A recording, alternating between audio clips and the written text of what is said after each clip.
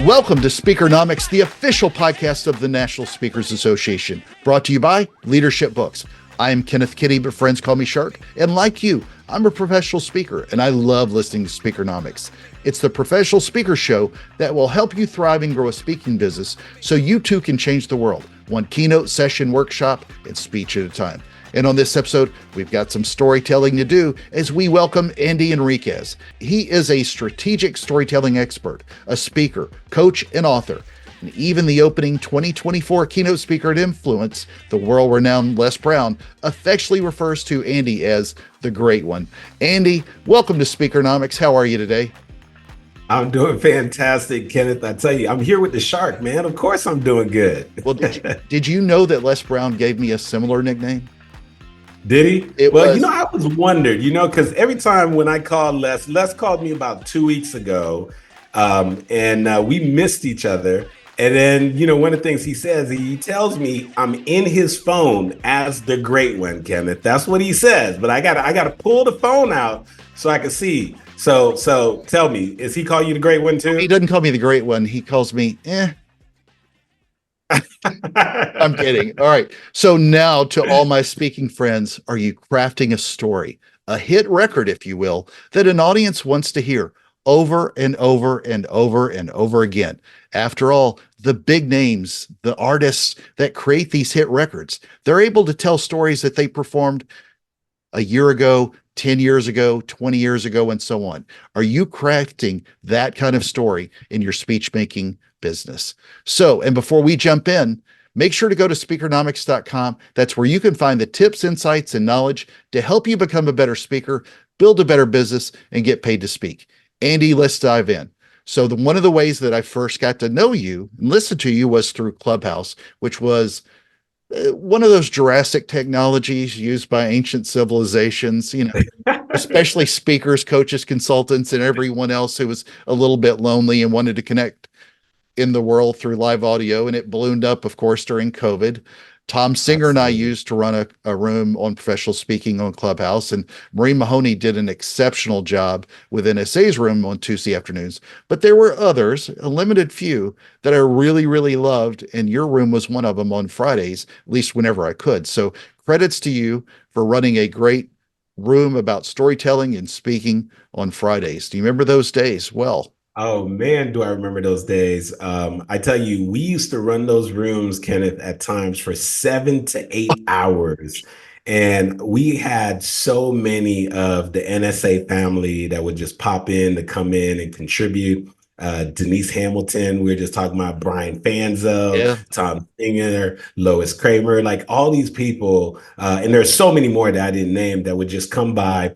And we would spend hours just adding value. And really, for us, I think it was therapeutic, right? COVID was happening. We needed a way to still be able to speak and pour into people. And boy, did we have some good times. But listen, Kenneth, you were saying something during the intro. I'm like, you know what? This guy has done his homework when you were talking about that hit record and stuff. Yeah.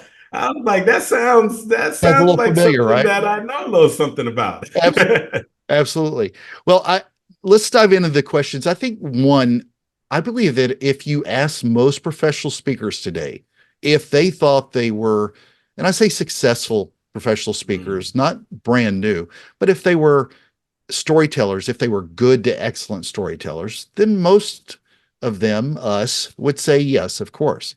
However, we know that many of us, while often believing this, may need to eat humble pie a little bit, and we may need to do some real work to make these stories ones that resonate with an audience and ones that the audience really wants to hear, and one that can help them solve their problems and not just speaker storytelling time, if you will. You work with a lot of great speakers that many of us mutually know to help them with their stories. What do you see as far as speakers go when you watch them constructing and delivering their stories, and the kind of advice you would give them to help them elevate that game to the next level, one that really connects and resonates with an audience?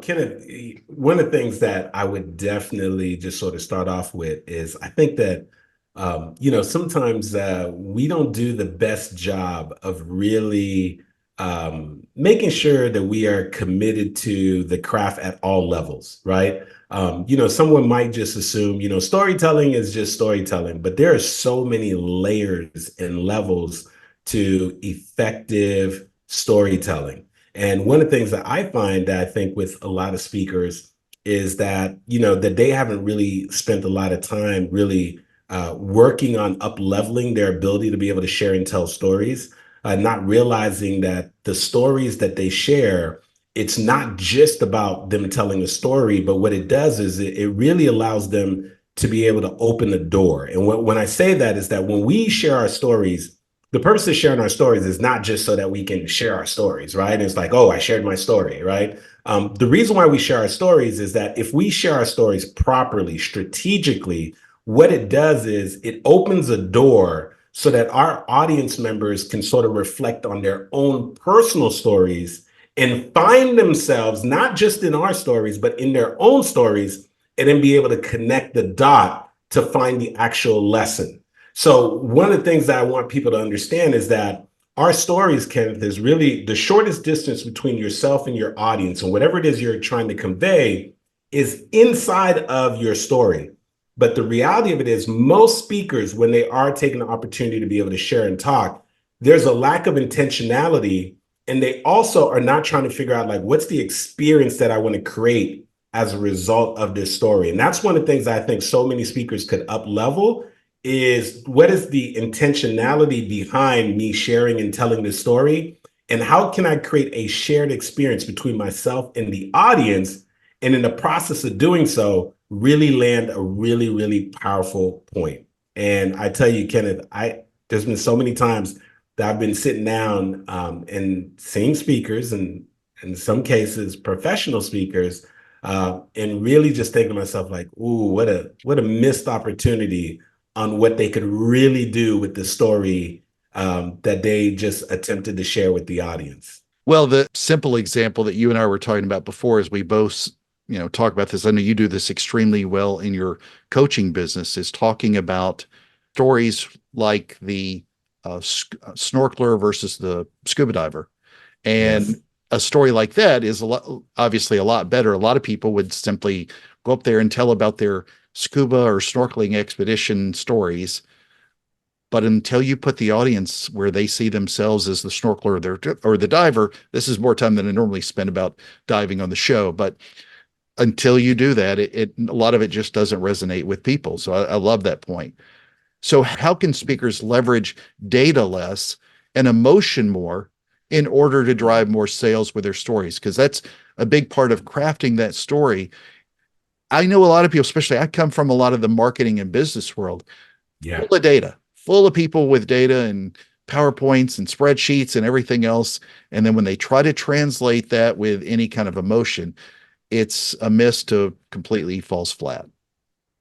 Yeah, so what's interesting, Kenneth, especially because you just made the connection with sales. And I've had the opportunity where I've delivered traditional keynote messages. I've had the opportunities where I am standing on stage, and instead of speaking for a speaker fee, that I have my products and my services. And so one of the things I'm going to share now is not based off of theory, right? It's based off of what I actually know and have tested. When I get an opportunity to get in front of an audience, and in this particular case, I'm not speaking for a traditional speaker fee, but rather I'm going to be offering a coaching program, and typically a coaching program that is going to be for a couple of thousands of dollars. And the individuals who are sitting in the audience, oftentimes maybe they heard about me, but many of them perhaps don't even know me. In a relatively short amount of time, I've got to be able to add value for them. In addition to me adding value for them, I've got to help them to be able to see the gap, meaning that there is a problem that they have that I potentially have the solution for. In my case is the ability to better connect with their customers, their clients by leveraging stories. And then in addition to that, I got to get them to be able to see the value, overcome their objections, and create a sense of urgency so that they could take action.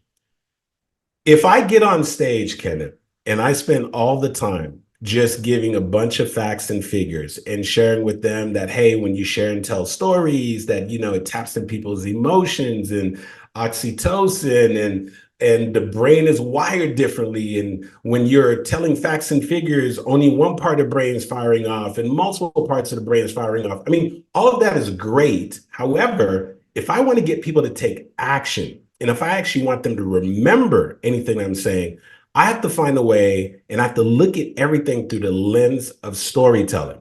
And typically what I'm going to do first is I'm going to find a way to tell a story first to get them to buy into what I'm going to talk about during the rest of the time of my presentation. Big mistake that I see so many speakers make is that they're about to talk about something and they don't get buy-in from their audience early. So one of the things that I would do, Kenneth, oftentimes, and this helps with being able to sell and being able to influence, is if I could get them to buy into the thing that I'm going to talk about before I even jump in. So a lot of times I'll end up opening up my talks and even my trainings, Kenneth, with the story that I share about me getting my very first vehicle. And it's just a story that I've been begging my mom to be able to get my very first car. And unfortunately, my mom just didn't have the money. And one day I come home from school and she tells me that she got an unexpected check in the mail. And we go out that weekend, Kenneth, and we buy my car, right? I'm super excited about it. But when I wake up on Monday morning to drive my car, my mom is taking the car keys and I'm like, where are my car keys? I go to my mom. She's like, NZ, baby, before you can go to school, you have to make sure that you have a job and you can pay for the insurance. And I'm like, whoa, mom, what are you talking about? I already told all my friends to meet me at school. She said, NZ, no, baby, until you get a job and you can pay for the insurance, the car is going to sit right there. So Kenneth, I'm going to school for like a week and a half. My friends, no Instagram, no Facebook. My friends are like, Andy, you don't even have a car, right? You know, like, dude, you don't even have a car. No one's believing me. It doesn't even exist back then if you didn't actually come to school.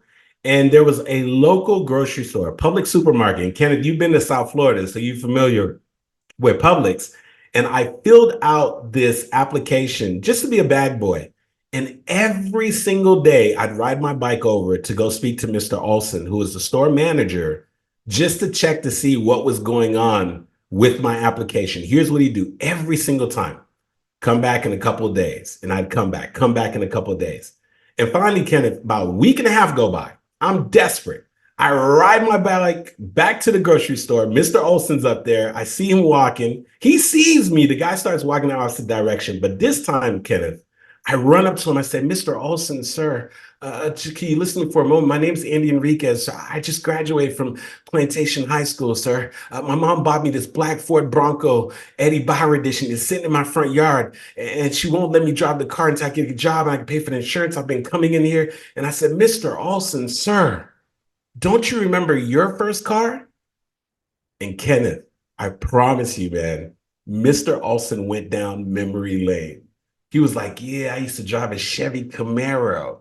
He's like, yeah, me and my dad used to work on it. I was like, yeah. He said, what'd you say your name was, young man? He walks me over to a stack of applications, Kenneth, and he flips through the stack of applications, and I'm at the bottom of the stack. He takes my application from the bottom of the stack to the top of the stack, and he says, young man, before you can start working here, you got to come to orientation tomorrow. And I'm like, whoa, wait a second, Mr. Olson, wait a second. Are you saying I have the job? And he's saying, young man, you're finally going to be able to drive the car. Now, Kenneth, here's the learning lesson for all the people who are listening. At that point where I've got the audience just came on stage, I open up with this story. They don't know where I'm going. They're excited. They're following along. And then when I talk about Mr. Olson took me from the bottom of the stack and he put me on the top of the stack, and then it went from being a no to a yes, I asked the audience, what do you think that happened? Here's what they start doing, Kenneth. You told the story. You connected. You said something to him that you were relatable. And I said, well, ladies and gentlemen, during the rest of our time together, we're going to be sharing how you can use stories to go from being at the bottom of the stack to the top of the stack. How you can use stories to go from hearing a no to hearing a yes, and how you can use a story to be able to grow your influence. How many of you would love to be able to do that? Now, we are 7 minutes into my talk, and I have gotten the entire audience to buy into what I'm going to be talking about, which is how they can leverage and use stories. And this is so important Because what it is a dramatic demonstration that gets the audience to actually buy into the topic.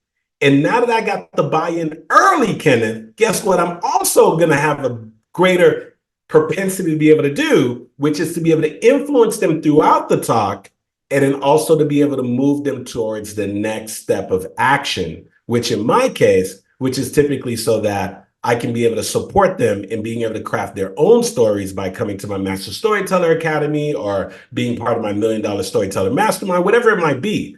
So for most of us as speakers, we need to not just look at it as like, oh, I got to get up there and tell a story. We have to be thinking strategically, what is it that I want them to buy into? What are the things that maybe they're going to have some resistance to? What are the beliefs that I need to create, which is what we were talking about with the whole snorkeler and diver. And then we start saying, what are the stories that I can specifically craft to accomplish this specific goal? And that is one of the key things, Kenneth, that I believe that many people think that stories is just about telling stories and we just want to tell as many stories as possible. And Kenneth, one of the things back in the Clubhouse days we talk about, like there are different stories for different reasons. And those stories ultimately help us to be able to move the audience to taking some form of action. That's much better as well than my Publix story, because I was going to tell you that 2 weeks ago, I ran into a Publix just off Singer Island so that I could get the raspberry sweet tea from the deli. That's all that fails in comparison to your story. Man, that tea is so sweet though, man. That's some sweet tea, brother. Sharks love raspberry sweet tea. Oh, okay. All right. So, as a speaker who also obviously does a ton of coaching now with the master classes that you do, talk about how you've changed your own storytelling and really what it is that a storyteller does when you're working with professional speakers to kind of unmold and break apart and then put back together again a good story. Yeah. So I tell you, one of the things, like as a coach, one of the things I really had to do a little bit differently is really be able, and the best way for me to describe this, Kenneth, is I like to say there's these peaks and valleys. So for me, initially, when I'm meeting people and I'm telling my story from the outside, not because they're not always going to be professional speakers. Some of them are professional speakers. Some of them are entrepreneurs. Some of them have nonprofits. What they all have in common is that they want to up-level their game and they want to be able to increase their ability to be able to influence people and make strong connection. And the vehicle that they want to get better at doing that with is with storytelling. Now, if they've been observing me maybe online or something, Kenneth, then maybe they saw my Goldcast video where I shared a story about my mom and saying, and that video went crazy. I think on Facebook, it had something like 5.9 million views, right? Or they came to an event or they heard something or they saw one of my marketing materials. I have to understand that there's a slight possibility, whoever they might be, that maybe perhaps they are putting me on a little bit of a pedestal. So one of the things that we need to do as speakers across the board, when we are sharing stories and we want to be able to get influence, the stories need to have both what I like to refer to as peaks and valleys, right? The peaks in the story, those are the payoffs. Those are the things that your audience aspires for, right? That's you, getting the big promotion, overcoming the major setback, landing the amazing relationship, finding your purpose in life, these amazing things that we've accomplished in our lives. But when we only speak from that place, Kenneth, the people who are in their valley experience, and being in a valley experience doesn't mean that someone's broke and disgusted. Life has peaks and valley experiences. So the people who are in their valley experience, when we're only speaking from the mountaintop, they're listening to us and they're like, man, Kenneth, that's great for you. Andy, that's great for you. Like, I'm glad you're amazing. You're a speaker. You're making money. You're traveling. You're diving with sharks. Like, kudos for you. But what does that got to do with me? That's what they're thinking. So when we want to be strategic, what we do is we need to find out, how can I leverage my story to meet people in the valley? In other words, I want to meet people where they're at, right? I want to meet them in the challenge. Now, does that mean what I'm saying is that, oh, stories are only effective if you have a doom and gloom and so forth. No, but what I am saying is if you have a story and there's no conflict in your story, there's no challenge in the story, then newsflash, that's not a story, right? So if you were to go see a movie, an action movie back in the day with Arnold Schwarzenegger, and it started off where everything was great at the beginning and everything was great at the middle and everything was great at the end and there was no bad guys, nothing, you'd be asking for a refund. No conflict, no story. So one of the things that we can do if we want to be able to really be able to grow our influence, and one of the things that I had to pivot to when I got to the coaching space was to understand that it doesn't benefit me or the audience if I'm only going to share from like the Valley experience. If I'm like, oh, my name's Andy Henriquez, I've spoken for Office Depot, Pratt & Whitney, Accenture, Google, NASA, and that's where I'm speaking from, because the people who are listening in, they're like, good for you, dude, but I need help with my story. And all you're doing is talking about how great you are. So what I do, Kenneth, and what I believe so many of us need to learn how to do is meet people in the Valley. So I share about how I was working and I basically had followed the script, right? I did everything my parents told me to do. Parents are originally from Haiti. They said, go to school, get a good education, get a good job. I followed the script. I went to school at Florida State University. I majored in accounting. I graduated summa cum laude. I landed a job with one of the big four public accounting firms. And matter of fact, while I was in the master's program, I ended up studying for the CPA exam. I passed the CPA exam and I landed a job with one of the big four public accounting firms, PricewaterhouseCoopers. Now, here I am. I got this amazing job. I got every reason to do well. And from the outside, you'd be like, man, this guy's doing good. But inside, I'm miserable because I'm waking up every day to the sound of an alarm clock. I'm jumping out of my bed. And there's a part of me that's saying, Andy, there's got to be more than this. And here's the bridge to the audience, Kenneth.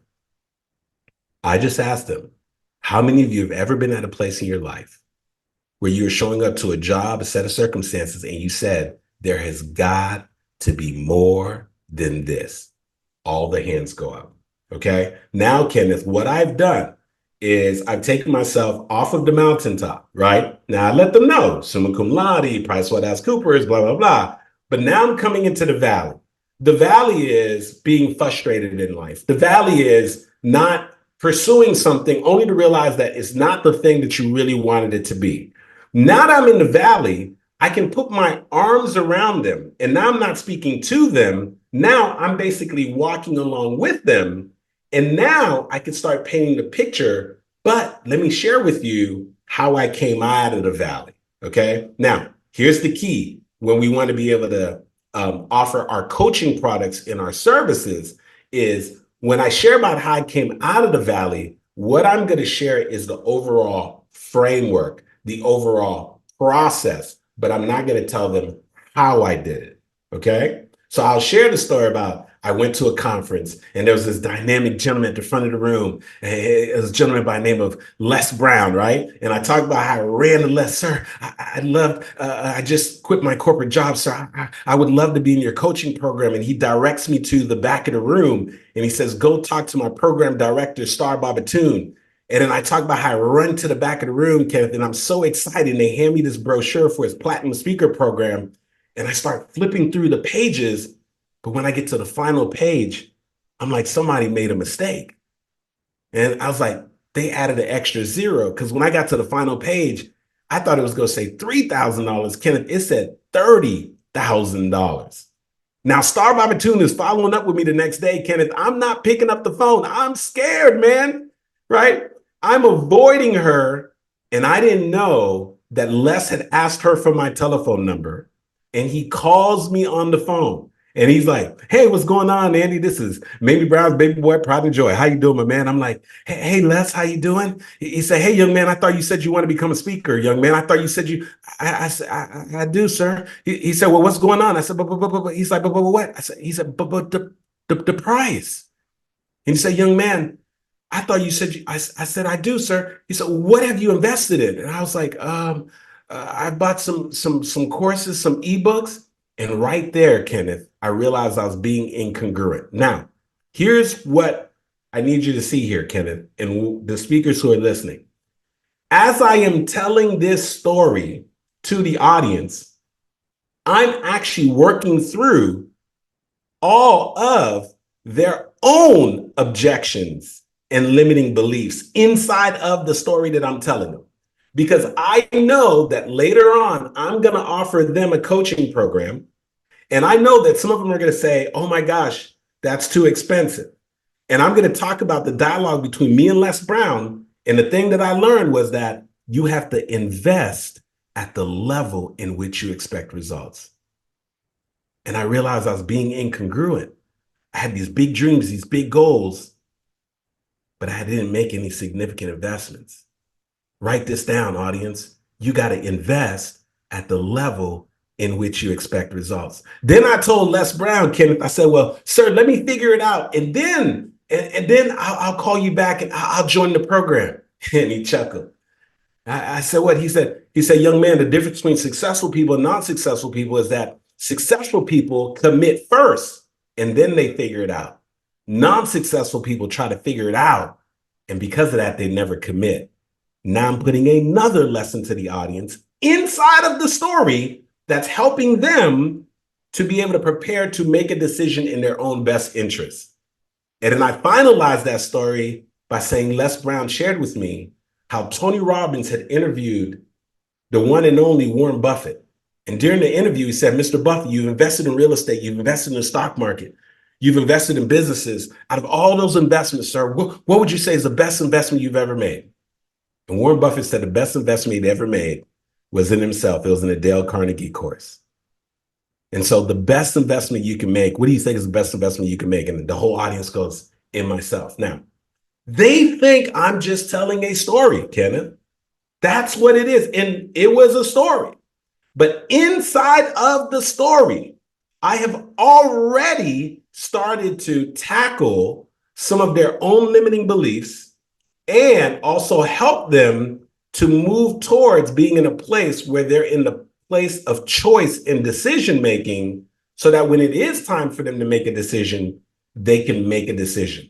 That was a huge shift that I made as soon as I was offering coaching, was understanding that I need to meet people in the valley.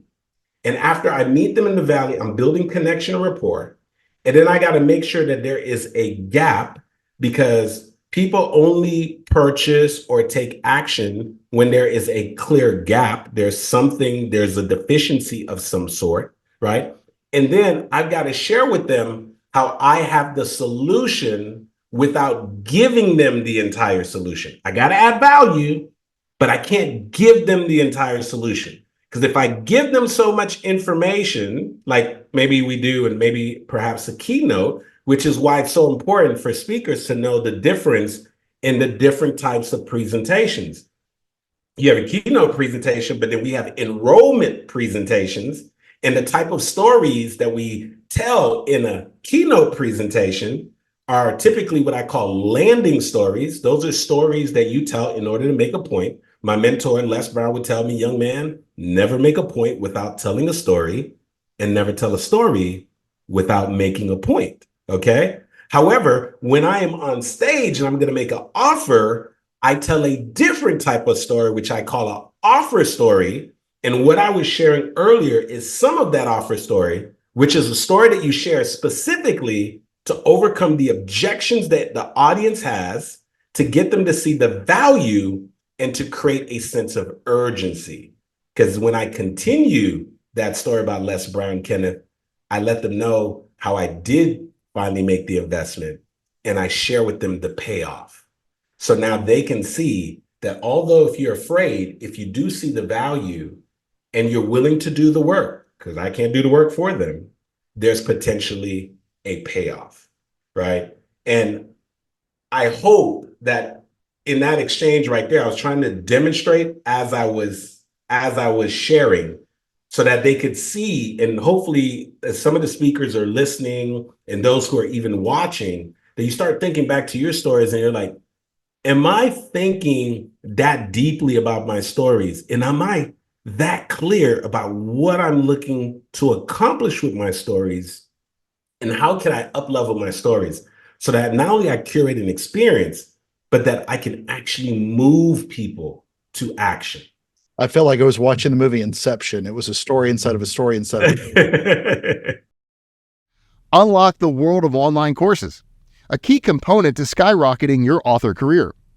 Learn how to leverage the digital landscape to share your knowledge and reach a global audience.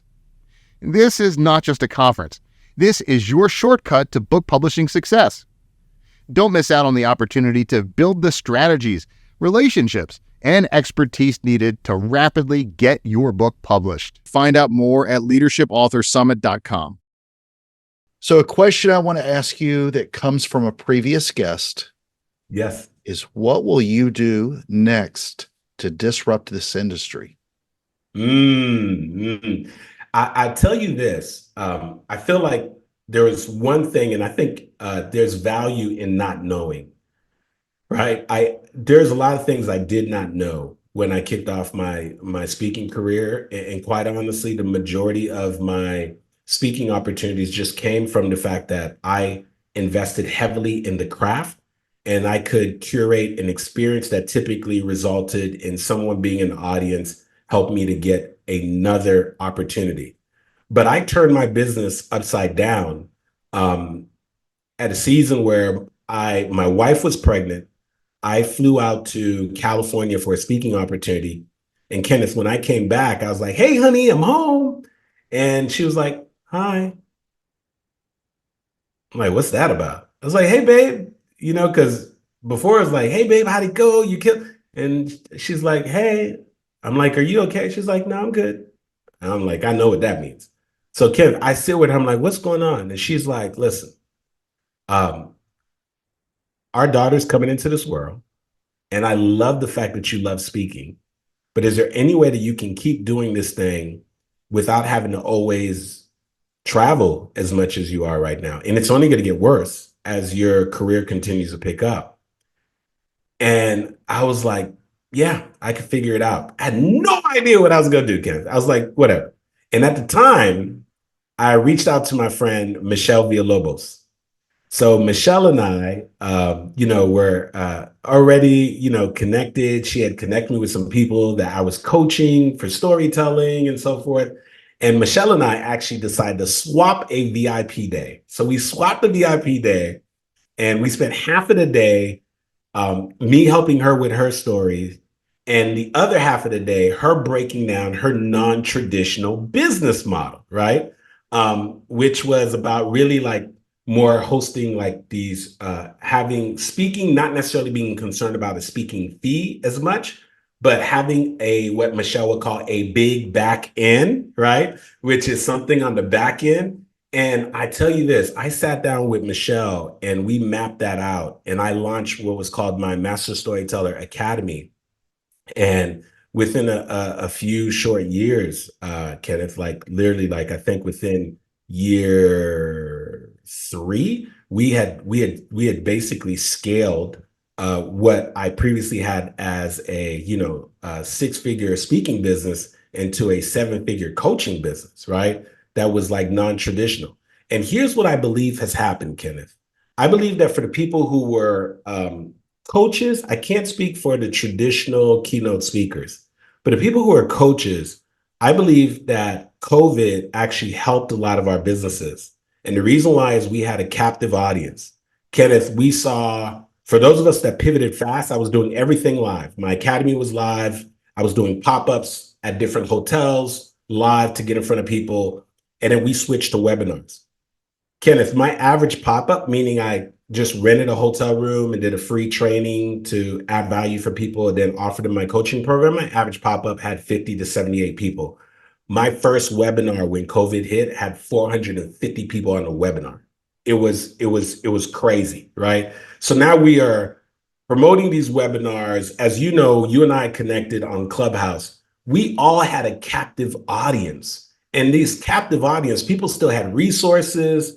And so I saw many of my friends in my coaching business do this. Well, now post-COVID, what I found is that now we are now being put in a situation where we're realizing that everything is not just as easy, just turn on a Facebook ad and a marketing ad. And I think that right now, a lot of the pivot is going to be post-COVID, specifically for those of us that are coaches and so forth, that number one, that we are going to have to start getting in front of people again. Because I think a lot of us got really, really comfortable with just virtual and doing everything virtual, and we're seeing the numbers go down. So I think a lot of us are going to have to get back in front of people. For the traditional keynote speakers, getting on those stages, but even if you're getting on stages, what are other opportunities where you can get in front of people, allow them to touch, feel you, be able to actually experience you? So that's one thing that I think is going to be a major shift. And the other thing is that more of us are going to have to lean into the organic play, Kenneth. So many of us were spending money on advertising and getting in front of people, and we really doubled down on just being organic and creating content. So in a very short amount of time, we were able to grow our Instagram following, like something like 30,000 followers in less than 30 days. And so I think a lot more organic so that we can build our own audiences and not always have to depend on other people's audiences. Get in close proximity so people can feel you, experience your energy, your ability to be able to convey powerful and compelling messages. And of course, we know we're going to have to be real intentional about leveraging AI. And it's insane right now with what you're able to do with AI. All right, Andy, what is a question that you would like to ask a future guest on this show? We got a lot of great speakers that come. Yeah, so a future guest on the show, I would ask primarily, what are they specifically doing right now in this moment to be able to completely pivot and up-level their business? And do they even think it's necessary in this environment? Fantastic. All right, let's do a quick recap based on Andy's great stories. Number one, we don't always do the job of the craft, spending enough time on it. One important layer is to spend time on up-leveling your stories. Stories are not just telling these stories, but ones that open the door. Sharing them properly and strategically opens the door to help audiences connect those stories to find that lesson that you want them to learn. Number two, when Andy gets up in front of an audience, he works to help them see the gap and better connect with stories and see the values, overcome the objections, and move forward to take action. Tell a story first to get them to buy into that conversation. Get the buy-in early. Connect with a story to go from a no to a yes. Number three, as speakers, stories need peaks and valleys. Remember, payoffs and aspirations are one height, but we can't only speak from the mountaintop. Audiences have to ask themselves, where do they meet me in the valley? And even Andy had to pivot if we're only in the valley or only on the top of the mountain. We need to meet in the valley. And if you will, rewind that section to hear what Andy said again about telling his own story where we met us in the valley and make the hands go up. It's a story within a story. Just a side reminder, don't forget to invest in yourself. Andy, before we reset the room in Clubhouse air quotes, any last closing thoughts before we get out of here and go tell some better stories? Hey, Kenneth, man, first of all, fantastic. Love spending this time with you. And I would just say, don't be afraid to try something new in this environment. And most importantly, whatever it is that you're going to try, make sure that you are leveraging the power of stories, but not just stories, but strategic stories. Amen. Friends, make sure to join us at Speakernomics.com and let your voice be heard. Thank you to Leadership Books for sponsoring this episode.